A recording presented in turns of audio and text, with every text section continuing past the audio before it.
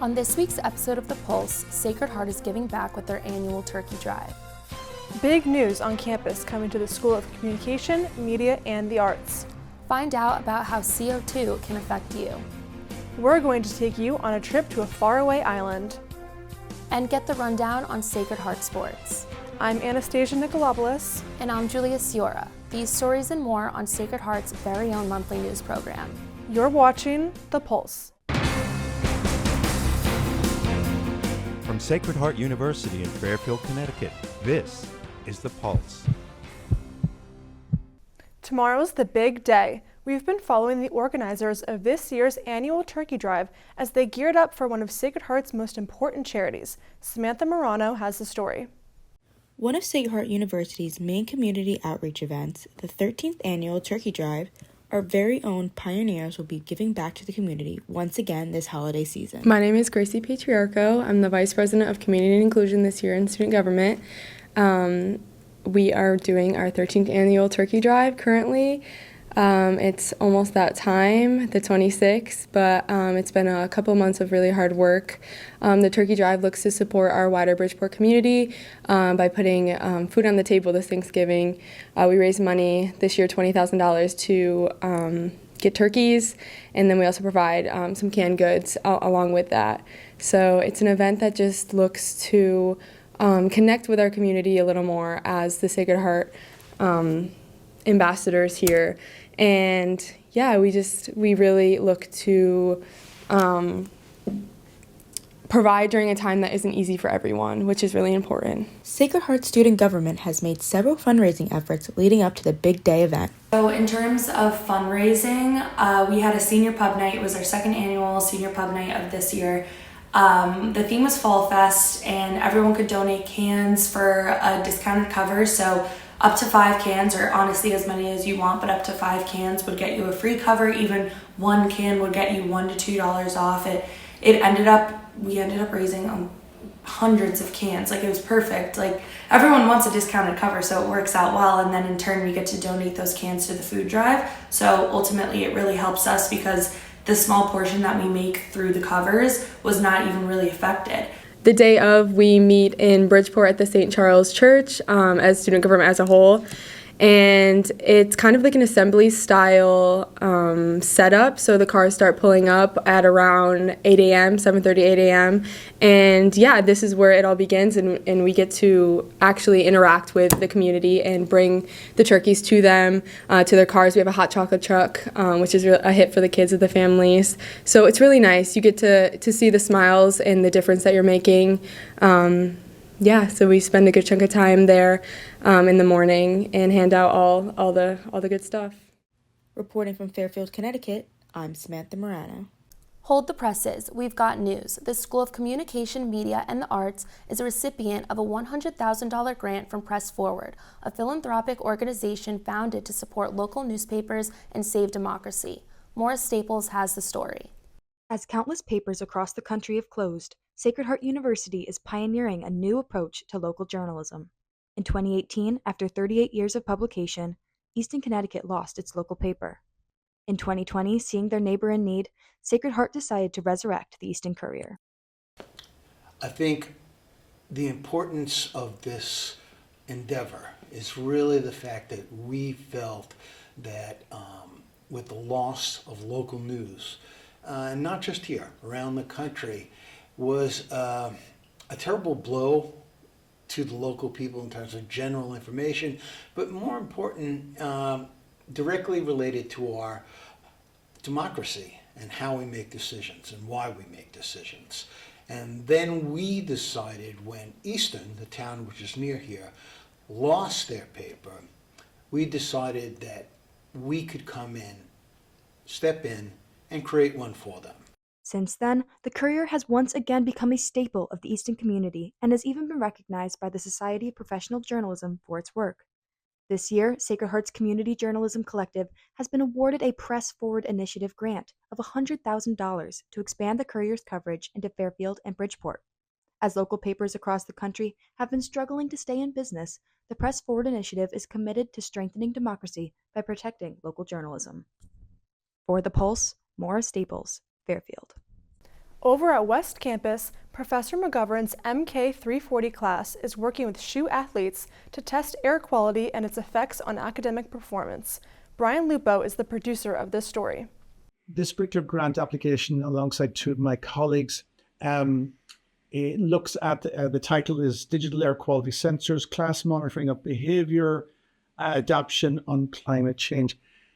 This experiment or this research we carried out in a Sustainable Marketing and Climate Change class, which is running this semester's fall 2024. And this research is looking at the purchase of sensors, both static and portable, that will be used by the students to monitor levels of air pollution in the atmosphere or in the local air quality situation. Off the coast of Dingle at Sacred Heart's campus in Ireland lies the remote Great Blasket Island. Once home to a vibrant community, is now uninhabited and a beautiful reminder of the rich history that once was. Megan Bennett has the story. Roughly 3,000 miles from Fairfield across the Atlantic lies the Dingle Peninsula. Located in County Kerry, Ireland, Dingle is infamous for its rich history, gorgeous trails and beaches, and let's not forget about the pub scene.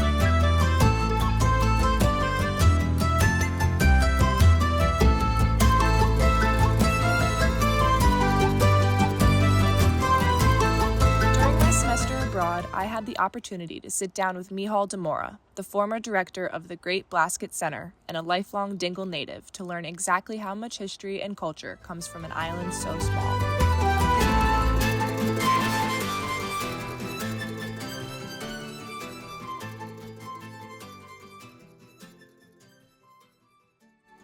So it was a primitive community, but it was all based on cultural activity in as much as, storytelling and music and singing was a real, was a very, very strong fabric of the social history of these people, The island was at peak population in 1911 before World War I. Irish tongue, literary works, art, and music all thrived on the island and within the community. After the Second World War, many of the island's young people emigrated.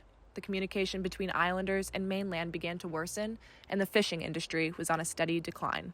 In 1953, the island was officially evacuated by the Irish government, as the living conditions were too extreme for survival. Since the evacuation, there has been some turmoil surrounding the preservation of the island. After an American developer wanted to purchase the island to create a resort, West Kerry locals decided that there was far too much cultural significance on the island just to put it up for a private sale. It's talking about the island, as if they could throw a rope around it and pull it away somewhere else. The same to me. The island's been always there. It's very personal to me, in as much as I would when I was working here, and I was there in the Blasket Center, and there was any bit of stress, I used to hop on the ferry boat, go out to the island, walk back to the end of the island in splendid isolation, look at the whales and the dolphins and the orcas and the little penguins and all that out there, The peace and quiet of the island is palpable. You could almost go out and reach the peace and quiet. The Great Blasket Center in Dunquin has become the locals' way of getting the Irish government to invest in the island and its preservation. The center is full of history, legacies, and stories from natives, and has become a tourist attraction in West Kerry, bringing in 40,000 visitors each year to experience the beauty of the Blasket. I don't think that the Blasket will ever be forgotten.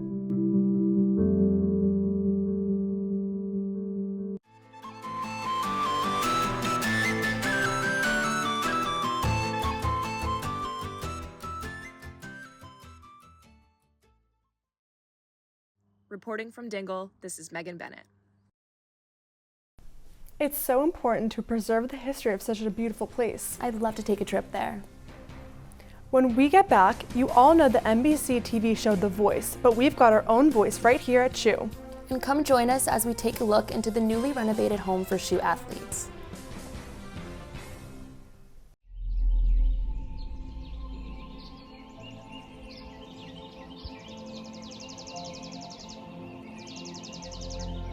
A flyway is like a superhighway for birds. It's an area where huge numbers of birds move from one place to another in migration. People often think of migrations with terrestrial animals, but those are much smaller migrations than what birds do. Birds literally move across the whole earth. They're great indicators of how our environment is doing. I always talk about the canary in the coal mine.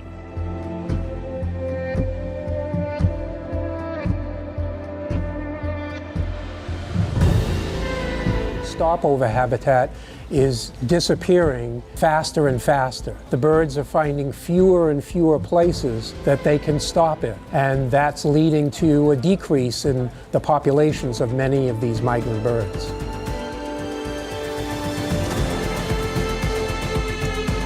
Apex predators are important in regulating habitats that the birds need both in migration and in breeding. Even though you might not see wolves out there predating on, say, the snow geese, they're still such an integral part of this entire ecosystem in this landscape. We know this is wild up here. What started as a film about birds has totally metamorphosized into a project about how birds connect our environments. They truly create the flyway of life.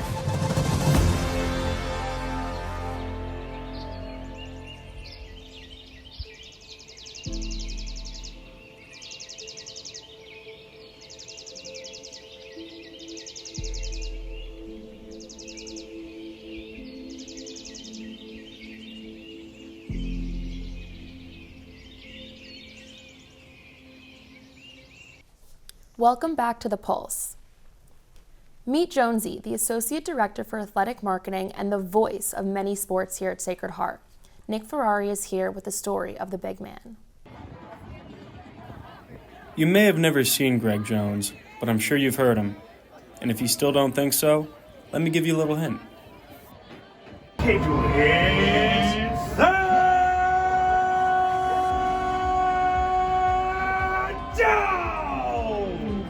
and sit. That's right, Jonesy's the voice of many of the sports here at Sacred Heart. But let's learn the story about the voice behind the microphone. My name is Greg Jones, otherwise known as Jonesy. Most people here don't know my first name. That's okay, because I don't mind being Jonesy. I got here in 2006. I was in football recruit. I was brought in by Coach Nofri as a cornerback. After my first year, they realized I enjoyed hitting people too much, so they moved me to linebacker. Played 3 years and tore my ACL my junior season. After I tore my ACL, I ended up showing a big interest in coaching. I coached as a student assistant for my senior year after I re-injured my knee prior to the season starting. Then that kicked off a solid 4 or 5 year stretch working with Coach Nofri, the Division I team, in which we won 2 NEC championships. Jonesy's journey at Sacred Heart continues when he took a job as the club football head coach and assistant director of club sports in 2015, where he did that until 2022. He won a national championship in 2017 and then came back to Division I athletics when it was announced that him and his wife were having their first child. Jonesy has also been the public address announcer for Sacred Heart sporting events on campus since 2017. So it's kind of funny because my wife always brings up my coaching voice and or, as she puts it, my godlike announcing voice, because, you know, I talk to you, I talk to whomever, I talk differently. I talk like just regular, you know, Jonesy. But then when I get in the box, it's a different type of environment, atmosphere, and I'm not really sure where I found it. Coaching-wise, you know, I was always a yeller. You know, I was brought up in the old school coaching philosophies of, you know, if you didn't do something right, you were yelled at, as opposed to, I don't want to say coddled along, but, you know, kind of eased along in a sense, right? So I found my voice when I was coaching as a yeller of sorts. It's certainly an interesting talent that I never realized I had. And I don't even know if I would still call it a talent. I just call it a different voice. You know, it's like voice acting, but it's been fun to have a different type of persona when the microphone is in front of me. a friend of mine, actually the other voice of the Pioneers, Randy Brochu, who always said, you know, the PA guy is the guy that gets everybody hyped, he gets everybody excited, he brings the energy. So I've tried to do that in various ways, whether it's just the excitement that I bring with third down or for 3 or, you know, Pioneers goal or any of the 3 combinations of, right? I loved being here, the family-like atmosphere. And I know that that's cliche because a lot of places say it, but from the moment I stepped on campus, it was a different type of feel. What drew me to Sacred Heart again was, it didn't matter where I was on university and on campus, people remembered who I was. They accepted me for who I am and who I was striving to be, and the support that's been shown. You know, I say hi to just about everybody in the halls, and half of them don't know my first name. You know, I am Jonesy through and through, but you know, I turn the corner, it's certainly personality that comes out, a smile that comes on, and I want to make sure everybody has that type of feel. And that's why I went here, that's why I've stayed here, that's why I want to see and continue to make this place grow and add another niche to our amazing hockey games and stuff on campus. Jonesy also teaches first-year experience here, and when he was asked about the impact it's had on his students as well as himself, this is what he had to say. I love FYE because without FYE, you know, people look at FYE, the first year experience, as one of those classes, and I can guarantee that I'd say 95% of my FYE students remember who I am because I go in there with an attitude of, my job here is to make sure that you know that someone on Sacred Heart's professional staff cares about you day to day.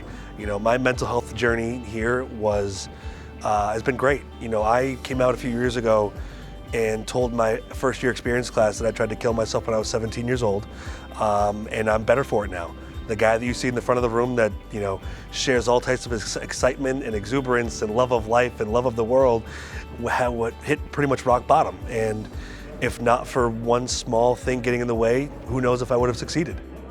And it certainly adds a layer with FYE, because that is what that class is for. It's to talk about things that are seemingly uncomfortable, seemingly things that are untouchable, you know, when you're going through your day-to-day life, but it's important to reiterate what's happening on campus and what's changing in your life, being the first time away from home, whether you're a commuter, whether you're, you know, from states away, whether you're across the country, to have someone there to kind of talk about it.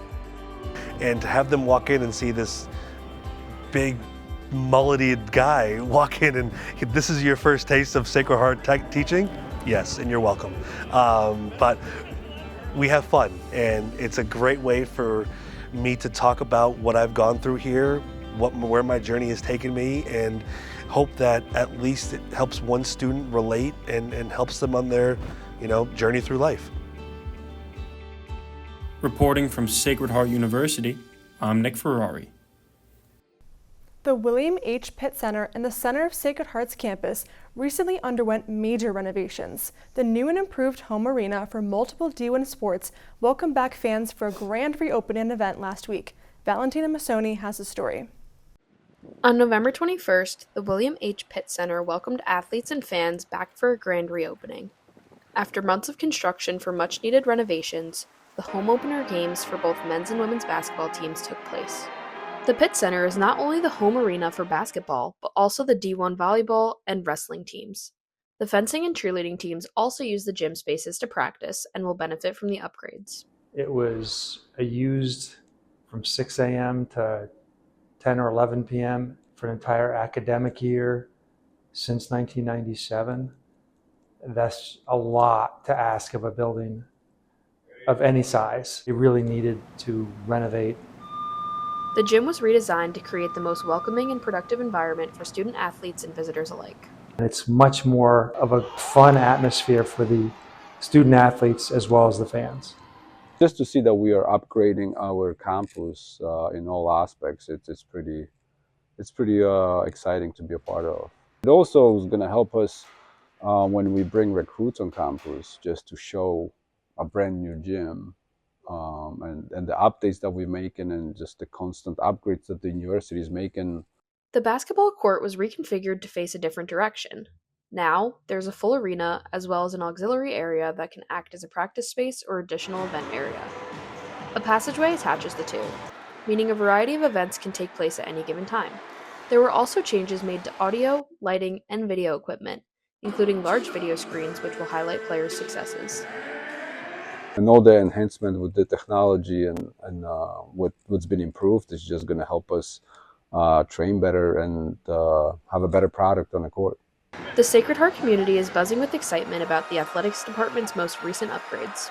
I think it's just for student athletes to see that there is a support, and it's a better experience. It's more fun. It's exciting. So I think the guys are excited. You look forward to going on a brand new gym to test it out. Like I take a brand new car for a ride. Having this newly renovated gym, along with the brand new Martiri Family Hockey Arena on campus, gives a competitive edge to Sacred Heart's athletic programs. Going to the MAC was additional motivation to have a space that was an arena that was comparable to the other arenas in the MAC, if not better. Anytime you build something new, a new arena, and things like that, you say to the rest of the conference, you say to the rest of Division I athletics that we care about what we do here and how we present ourselves. It's a great atmosphere. It's also a great feel. It feels like an arena, and that in itself makes it exciting for the players.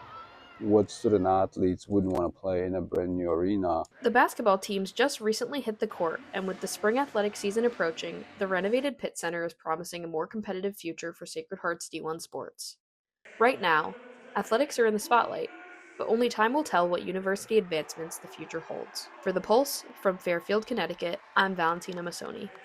Wow, I am so impressed with how the Pitt Center turned out. Me too. It's so awesome to see the new home that SHU athletes and fans can enjoy. Speaking of sports, here's our very own Jake Walsh with this week's Sports Roundup. Thanks, Julia. As the semester nears an end for some of our students, some of our sports team seasons are just heating up, while other seasons have come to an end. The Pioneer football team just ended their season on the road this past weekend against Merritt College. This game was for the Yankee Conference Championship. The football team would win their final game of the season by a score of 31-20 and win the Yankee Conference Cup. The Pioneers finished their season with a record of 5-6. Both men's and women's basketball had their home opener at the newly renovated Pitt Center on Thursday. The women played Monmouth University and won, and the men were also victorious against state rival Central Connecticut State. Men's and women's ice hockey have been on a roll recently. The men are 6-5-1 and have won both of their last two series against Mercyhurst and Robert Morris. We'll have two games this weekend on the road against Holy Cross. The women have also been on the roll, winning their last two series against Assumption University and St. Michael's College. Over the weekend, Sacred Heart will be hosting the Nutmeg Classic, which women are competing in. This tournament consists of 4 teams: Sacred Heart, UConn, Yale, and Quinnipiac. This 4-team tournament is one of the most anticipated collegiate ice hockey events of the season.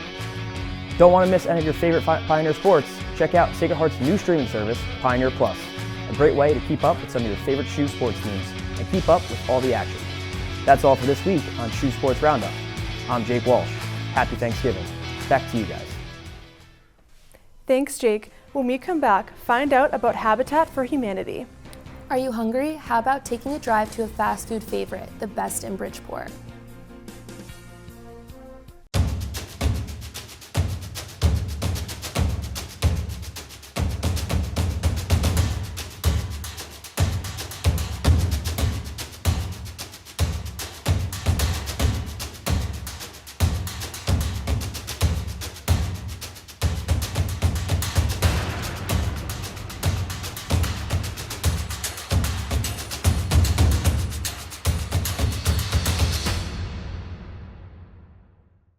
Welcome back to The Pulse.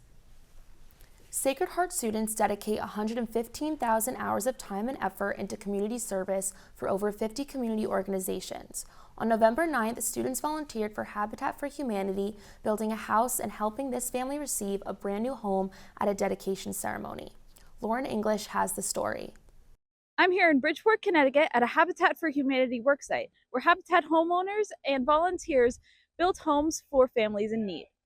We've been shoveling dirt around in those wheelbarrows to lay down the soil so that grass can grow over there. Today we have 10 volunteers from Sacred Heart, and then there's 2 Habitat workers here. This house is pretty much finished. There's going to be a dedication in 2 weeks for it, where the family's going to move in and a bunch of people will talk and welcome them into their home. We've been having a great day, lots of laughs. And we got to go to a dedication this morning, which was really wholesome and heartwarming. So it's been a good day in the habitat world.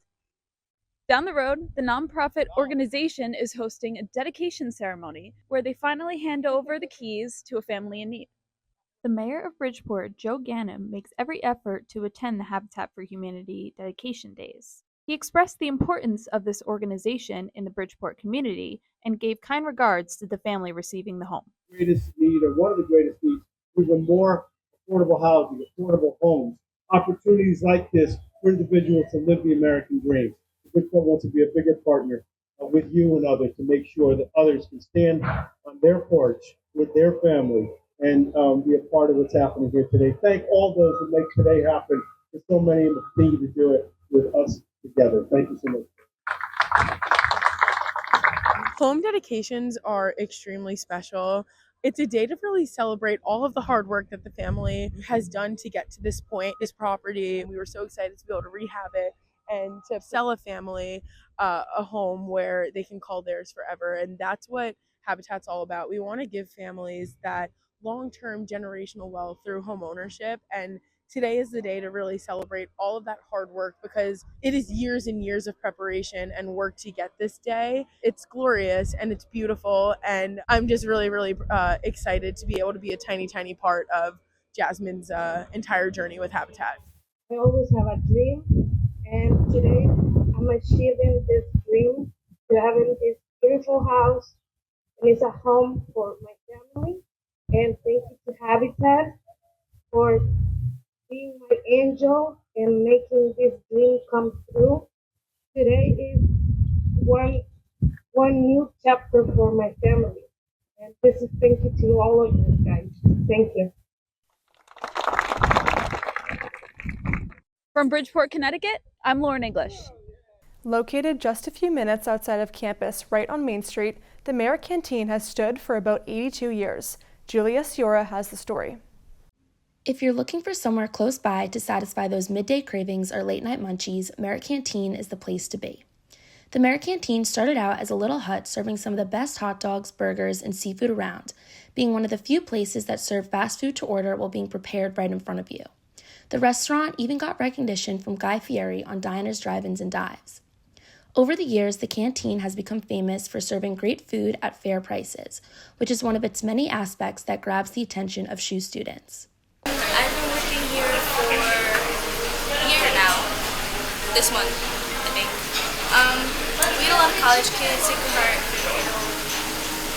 We get a lot of it's either college kids or it's like older people who like reminisce about the past.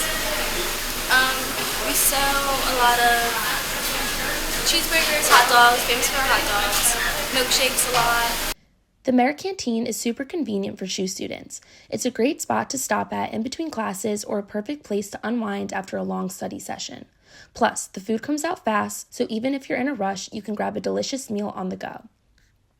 Even if you don't have a car to get off campus, no worries, as the Merritt Canteen is available on both DoorDash and Uber Eats. The canteen loves to show their support for Sacred Heart. They even accept and welcome Sacred Heart University's SHU ID card as a form of payment.